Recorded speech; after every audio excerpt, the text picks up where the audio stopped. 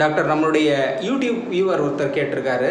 அவருக்கு கணையம் அறுவை சிகிச்சை செய்யப்பட்டிருக்கிறது. அது அதிகமாக வளர்ந்துருக்கு அப்படிங்கிற சொன்னதுனால டாக்டர் இமிடியேட்டாக அதை சர்ஜரி பண்ணியிருக்கிறாங்க. சர்ஜரி பண்ண பிறகு ஏறத்தாழ 1 மாதத்திற்கு மேலாக அவருக்கு அந்த வெட்டி எடுக்கப்பட்ட பகுதியிலிருந்து நீர் கசிவு ஏற்பட்டு கொண்டிருக்கிறது, கசிந்து கொண்டே இருக்கிறது அப்படின்னா அதுக்கு ட்ரீட்மெண்ட்டும் கொடுத்துருக்காங்க. ஸோ அப்புறம் 1 மந்த்துக்கு பிறகு டாக்டர் என்ன சொல்லியிருக்காங்கன்னா, திடீர்னு இன்ஃபெக்ஷன் ஆகிருக்கு அப்படின்னு சொல்கிறதா ஃபோன் பண்ணி சொன்னார். இதில் அவர் சொன்னது என்னென்னா, ஏற்கனவே நான் நல்லா தான் இருந்தேன் ட்ரீட்மெண்ட் போகிறதுக்கு முன்னாடி வரைக்கும்.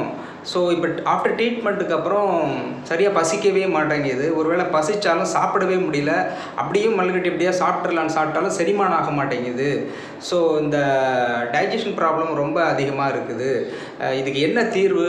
இப்போ ட்ரீட்மெண்ட்டு சர்ஜரி பண்ணாமே இருக்க முடியல, பண்ணாலும் உள்ள பிரச்சனை வருது. இது எப்படி இதுலேருந்து மீண்டு வருவது அப்படின்னு கேட்டிருக்காங்க. இதுக்கு உங்களுடைய பதில் என்ன டாக்டர்? அதாவது நான் பல வீடியோஸில் சொல்லியிருக்கேன், சர்ஜரி எந்த ஒரு நோய்க்குமே ரெமெடி கிடையாது. லைஃப்பில் நீங்கள் மைண்டில் வச்சுக்கோங்க, சர்ஜரி அப்படின்றது உங்களுடைய எந்த ஒரு ப்ராப்ளத்துக்கும் சொல்யூஷனே கிடையாது. இதை மக்கள் யாரும் சரியாக புரிஞ்சிக்கவே மாட்டேங்கிறாங்க. Due to their bad karmas. அவங்களுடைய பூர்வ ஜென்ம கர்மாக்கனால இதை புரிஞ்சிக்க மாட்டேங்கிறாங்க. ஒரு ப்ராப்ளம் டாக்டர்கிட்ட போகிறாங்க, டாக்டர் இதை சர்ஜரி பண்ணணும்னு சொல்கிறாரு. ரைட், ஒரு கேட்டு போய்ட்டு இவங்களும் சர்ஜரி பண்ணிக்கிறாங்க. சர்ஜரி பண்ண பிறகு இப்போ இந்த மாதிரி அது இன்ஃபெக்ஷன் ஆகிருக்கு, நான் என்ன பண்ண முடியும், அது ட்ரீட்மெண்ட் கொடுக்குறாங்க. கடவுளுடைய படைப்பில் எந்த ஒரு உறுப்பையும் உடம்புலேருந்து வெட்டி எடுக்கக்கூடாது. உடம்புலேருந்து வெட்டி எடுக்கக்கூடிய 2 பொருள் தலைமுடியும் நகமும் மட்டும்தான். தலைமுடியை வெட்டலாம், நகத்தை வெட்டலாம். நேச்சர் அதுக்கு மட்டும்தான் பர்மிஷன் கொடுத்துருக்கு. அதை கூட எப்போனாலும் நினச்ச நேரத்துக்கெல்லாம் வெட்டக்கூடாது. இந்த குறிப்பிட்ட நாளில் குறிப்பிட்ட டைமில் தான் வெட்டணும். நகத்தை வெட்டினாலும் கூட குறிப்பிட்ட நாளில் குறிப்பிட்ட டைமில் தான் முடியும் வெட்டணும். ஏன் அந்த டைமில் மீறி வெட்டினா என்ன ஆகும்? உங்கள் பாடிக்கிற எனர்ஜி லெஸ் ஆகும், குறையும். உங்களுக்கு தெரியாது. அவ்வளோதான் விஷயம், சிம்பிள். இயற்கை என்றைக்குமே அதனுடைய ரூட்லேருந்து என்றைக்குமே மாறிட்டு அது கரெக்டாக தான் இருக்குது. பிரபஞ்சம் உருவானது இந்த பிரபஞ்சம் அழிகிற வரைக்கும் அது ஸ்டாண்டர்ட்லாம் அது மாற்றி அமெண்ட்மெண்ட்லாம் அதை போடவே முடியாது, அமெண்ட்மெண்ட்லாம் செய்ய முடியாது. பர்ஃபெக்ட். நம்ம தான் அது கலைநாயகி போய்க்கலாம். நீங்கள் நகத்தை குறிப்பிட்ட நாளில் குறிப்பிட்ட டைமில் தான் வெட்டணுன்றீங்க, அப்போ வேறு மாட்டி வெட்டா என்ன? மொழியை குறிப்பிட்ட நாளில் குறிப்பிட்ட டைமில் வெட்டணுன்றீங்க, வேறு டைம் வெட்டிட்டா என்ன? ஒன்றும் ஆகாது.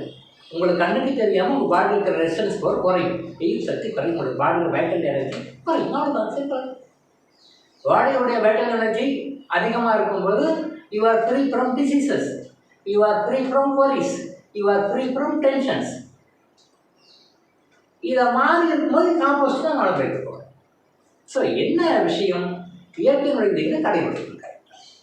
உங்களுடைய உடம்புல ஒரு பொருள் வீங்கி போயிடுச்சு, பல்ஜாக இருக்குது அப்படின்னா அதுக்கு என்ன மாதிரி ட்ரீட்மெண்ட் கொடுத்தா அதுக்கு பழைய நிலைமை கொண்டு வர முடியுமோ, that is the correct treatment. நீங்கள் டாக்டராக பார்க்க வேண்டாம், ஒரு சாதாரண மனிதனாக யோசனை பண்ணுங்க. ஒரு டாக்டர் பேஷண்ட் ரிலேஷன்ஷிப்பை விட்டுடுங்க. ஒரு பொருள் ஒரு உறுப்பு ஒரு பல்ஜாகி போச்சு, ஒரு காரணம், ஏதோ ஒரு காரணம் வச்சு XYZ இது வச்சுக்கோங்க. இப்போ அதை வெட்டி எடுக்கிறது ஒரு தீர்வா, இல்லை வெட்டி எடுக்காமல் திரும்பி பழைய நேரத்துக்கு கொண்டு போகிறது ஒரு தீர்வா? ஏதோ நீங்கள் சொல்லுங்கள். இது டாக்டர்லாம் படிக்க வேண்டாம், சாதாரணமாக ஒரு பகுத்தறிவு இருந்தாலே போதும். வெட்டி எடுக்க தீர்வு கிடையாது. அதில் எப்பயுமே நீங்கள் ரெமடி வரவே வராது. அப்போது அதை என்ன காரணத்தினால அது பல்ஜாச்சோ அந்த காரணத்தை கண்டுபிடிச்சி அதை அப்படியே சுருங்கி வச்சு நார்மலைஸ் பண்ணுறோம். அதுதான் வைத்தியம், அதுதான் முறை, அதான் செய்யணும். பட் வேணாம் கட் பண்ணிட்டாங்க. இப்போ இன்ஃபெக்ஷன் அது என்ன பண்ண முடியும்? அதுவும் ஒரு சில எல்லாமே உடம்புல எல்லாமே வைட்டல் ஆர்கன்ஸ் தான். இது ரொம்ப வைட்டல், இது கம்மி வைட்டல், இது மீடியம் வைட்டல் அப்படிலாம் ஒன்றும் கிடையாது. எல்லாமே வைட்டல் தான், எல்லாமே முக்கியமானது. ஒன்றுக்கு ஒன்று எல்லாமே முக்கியம். கடவுள் எந்த ஒரு உறுப்பையுமே தேவையில்லாமையோ அனாவசியமாகவோ படைக்கவே. நான் பல முறை சொல்லியிருக்கேன், ஈவன் கிட்னி ஒரு கிட்னி இருந்தால் போதும், 2 கிட்னி கூட தேவையில்லை, ஒரு கிட்னி இருந்தால் ஒரு கிட்னி இருந்தாலே போதும் அப்படின்னா கடவுள் ஒரே ஒரு கிட்னி மட்டுமே வச்சுருப்பார். கடவுளை விட நம்ம ரொம்ப புதுசாக கிடையாது.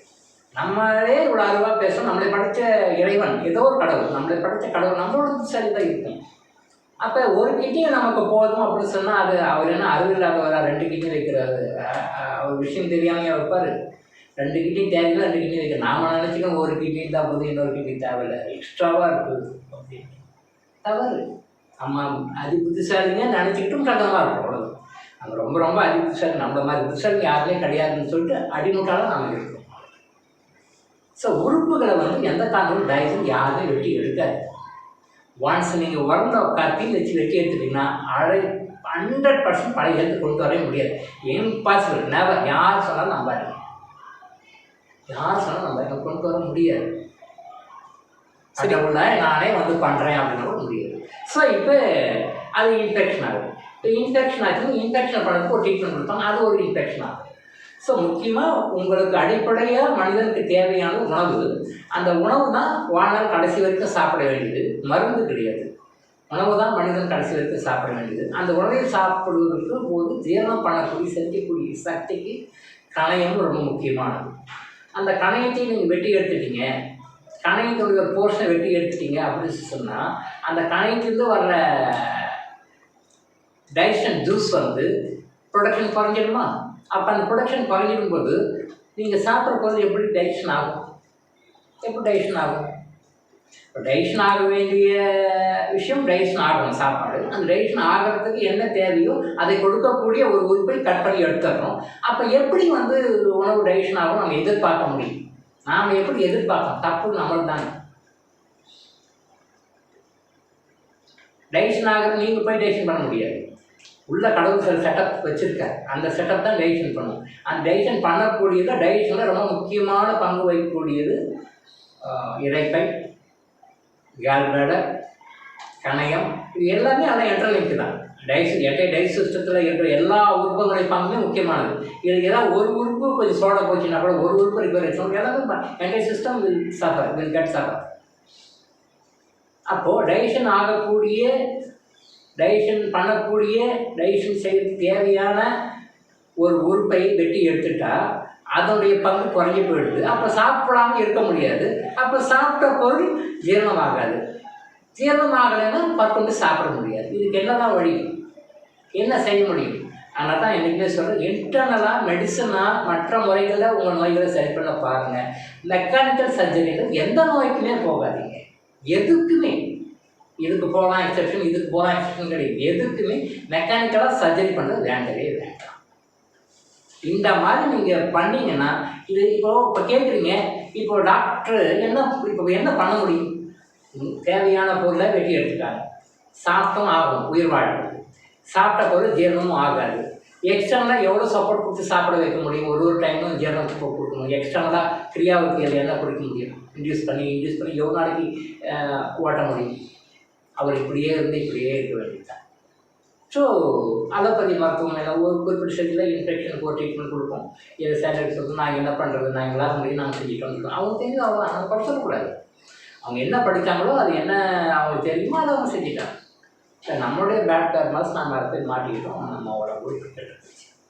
ஸோ இதுக்கு வேறு சில வழிமுறைகள் இருக்குது, அந்த முறைகளை நம்ம சொல்லுவோம். அந்த மாதிரி ஃபாலோ பண்ணால் மேக்ஸிமம் எவ்வளோ கூட வந்து அவர் ரெக்கவர் ஆகி நார்மலாக அவருடைய லைஃப்பை நடத்த முடியுமோ அந்த அளவுக்கு அவர் நடத்திக்கலாம். ஸோ மெக்கானிக்கலாக சர்ஜரி பண்ணதனுடைய பாதிப்பிலிருந்து ஓரளவுக்கு அவரை வந்து சரி பண்ண முடியும். 100க்கு 100 சரி பண்ண முடியாது. பிகாஸ் அந்த பொருள் வெட்டி எடுக்கப்பட்டது, அதை திருப்பி வளர வைக்க முடியாது, திருப்பி அதை நார்மல் ஸ்டேஜி கொண்டு வர முடியாது. ஸோ அதிகபட்சம் இந்த சஃபரிங்ஸ் எல்லாம் இல்லாமல் இருக்கிறதுக்கு என்ன ஒன்றோ அதை நம்ம அட்வைஸ் பண்ணி நம்ம செய்யலாம். ஸோ தயவு செய்து இதனால் நம்ம திருப்பி சொல்கிறேன்னா, எந்த காரணத்தை கொண்டும் யார் என்ன சொன்னாலும் எந்த ஒரு பிரச்சனைக்கும் மெக்கானிக்கலாக சர்ஜரி போகாதீங்க. விதவுட் சர்ஜரி என்ன பண்ணுறதோ அதை செய்யணும். அதுதான் நான் திருமணத்துக்கு உங்களுக்கு நான் சொல்லுவேன். டாக்டர் இளங்கோ ஆயுஷ் ஹாஸ்பிட்டல் பார்க்க விழிப்புணர்வு இது. தொடர்ந்து இது மாதிரி பல அவேர்னஸ் வீடியோக்களை பார்க்க நம்ம சேனலை சப்ஸ்கிரைப் பண்ணிவிட்டு பெல் பட்டனை ப்ரெஸ் பண்ணுங்கள்.